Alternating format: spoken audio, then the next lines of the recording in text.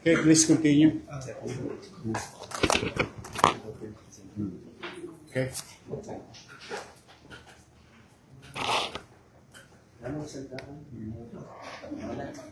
Go ahead. Please continue. Are you in the middle of the report? Yes.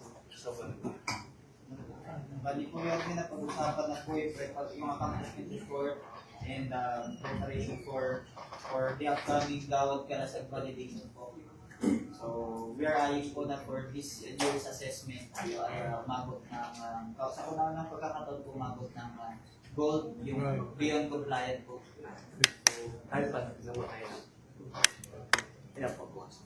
Well, una, good afternoon, ladies and gentlemen, our partners from national government and NGO. With the incident happened in Mindanao, we feel sorry to our fellow Filipinos. But just the same, the school is now open. I would seek the resolution for this board to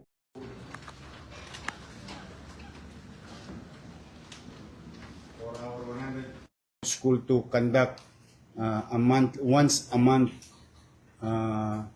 simulation, earthquake drill once a month in their respective facility para mag-create ng muscle memory. Yes. Kasi hindi natin alam talaga. There is still a threat in Metro Manila with regard to the big one, no? Which we have conducted so many activities already since July 1 and large scale. But in this case,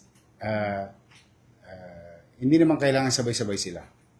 Pero at least once a month during the school days, the school will conduct CMEX, earthquake drill. So that the division of schools will be properly guided on the requirements of MDRRMO for them to do. Importante na unang-una, we'll never know it's when and where we are. But if we create some level of muscle memory to our students, especially yung mga bagong mag-aral, grade 1, kinder, kailangan lang maging familiar sila na merong ganong activity every month. So, with that, I move in a form of resolution by the MDRRMO Council of the City of Manila to require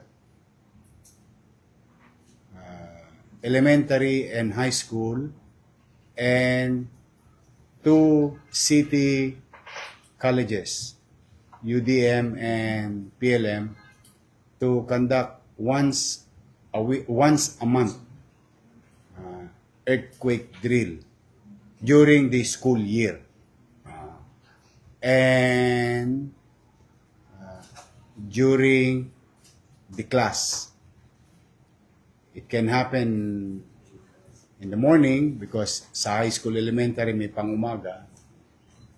Sa elementary lalo na at saka may panghapon. During school hours. So during school year and during school hours. Once a month. They don't need to be simultaneously doing it like 104 schools sabay-sabay. No. They can choose their own date. So, is there any second to the motion presented by the chair? Duly seconded. Is there any objection? I see none. Motion is carried.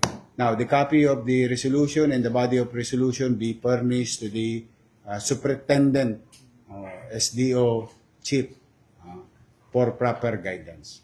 And with that, I would like to request the MDRRMO and to some national agencies, partners of this council, to extend assistance in the conduct of CMEX, simulation exercise. Saka para magamit din natin yung mga bago nating equipo na test natin sa,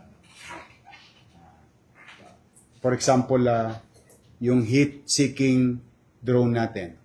So maybe pwede yung gamitin yun. Mag-cover kayo ng something, tapos may human being sa ilalim, tapos check natin kung ma-detect niya yung heat signal. Diba? So, yun. So, that's the most important thing that I wanted to request. Tapos, Andres, please continue as per directive last Monday that all our schools and old buildings and government buildings must be inspected. Then, furnish the copy of the report to MDRRMO head Arnel Angeles for them para mapag-aralan ninyo kung ano yung report. Tapos ongoing tayo since Monday. Third,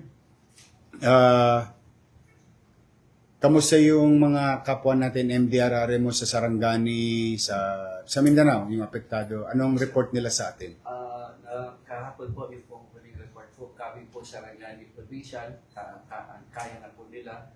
Kasi last Monday, I directed during the course of our regular directional meeting last Monday, I directed Arnel Angeles and his team to coordinate with Mindanao if they needed help.